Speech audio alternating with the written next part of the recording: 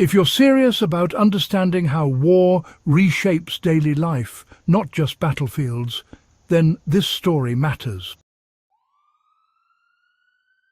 The moment global spice routes quietly snapped without headlines or parades. At the outbreak of World War II, global spice trade collapsed almost overnight, but without the drama of sinking battleships or falling capitals.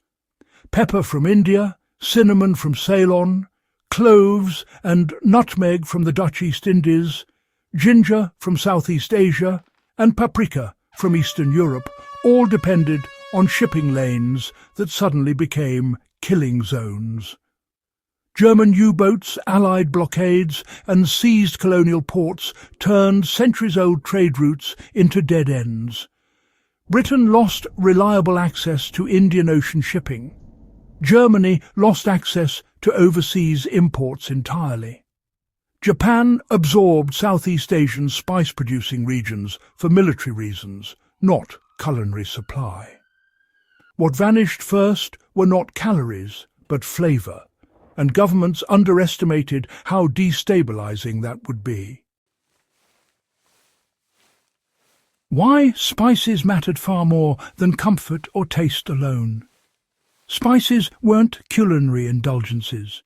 They were preservation tools, digestion aids, morale boosters, and nutritional supplements. Pepper masked the taste of aging meat. Cloves slowed spoilage. Cinnamon and ginger helped digestion when diets turned starch-heavy. In Germany and Britain alike, the sudden blandness of meals coincided with declining appetite and increased food waste, something ration planners hadn't predicted. Wartime reports from British canteens complained not about hunger, but about food being unpalatable enough to avoid, a dangerous problem during total war.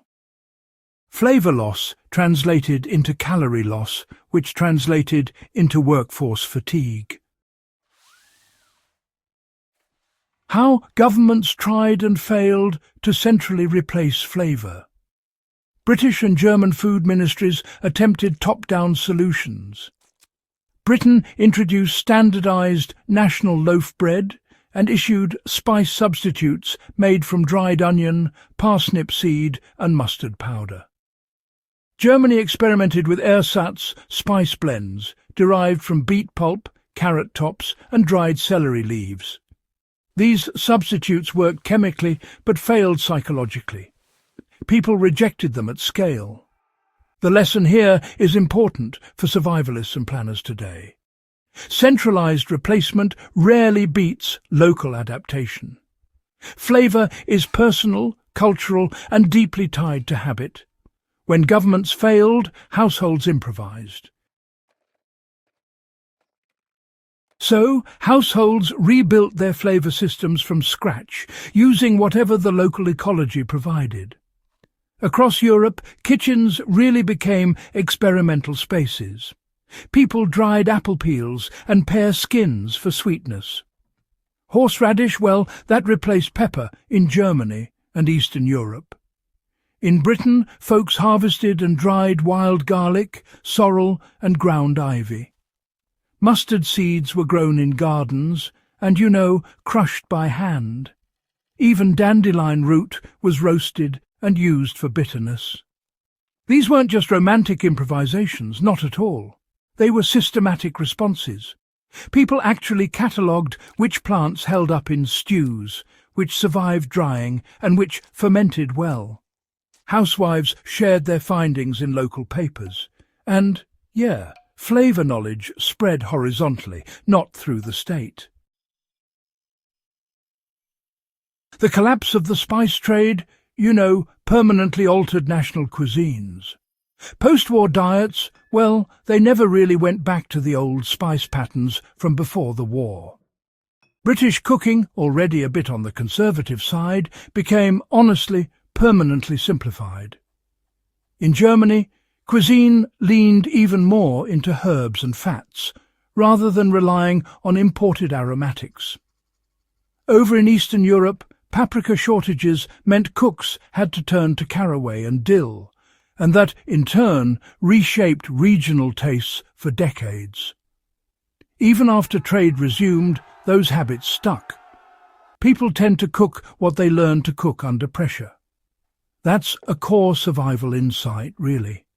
Scarcity doesn't just take away options, it actually trains our preferences. And once those preferences are retrained, well, populations don't easily revert. So, what does all this teach modern survivalists about the fragility of supply? The spice collapse during the Second World War, honestly, is a warning. Global supply chains, you see, tend to fail first at the non-essentials, and flavour, well, it's classified as non-essential right up until morale collapses. Modern survival planning often focuses on calories and protein, usually ignoring palatability. But history shows us that bland food really undermines compliance, productivity, and even health. The practical application today.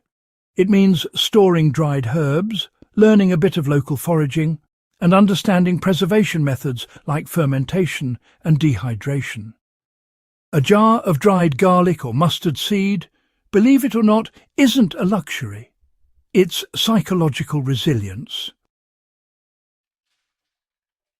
Now, how can you actually apply wartime flavour resilience right now? You don't, of course, need a war to learn from all this. Start by identifying 3 local plants that can be dried or fermented safely. Learn at least one preservation method beyond just freezing things. And, try practicing cooking 1 meal per week using only local flavour sources. During the war, households managed all this under bombardment. Doing it now, well, it builds skill rather than panic. Flavour knowledge is, in fact, survival knowledge. It turns scarcity into adaptation, not collapse. So, why does this quiet collapse matter more than, say, most battlefield stories? Battles end, but supply disruptions, they echo for generations.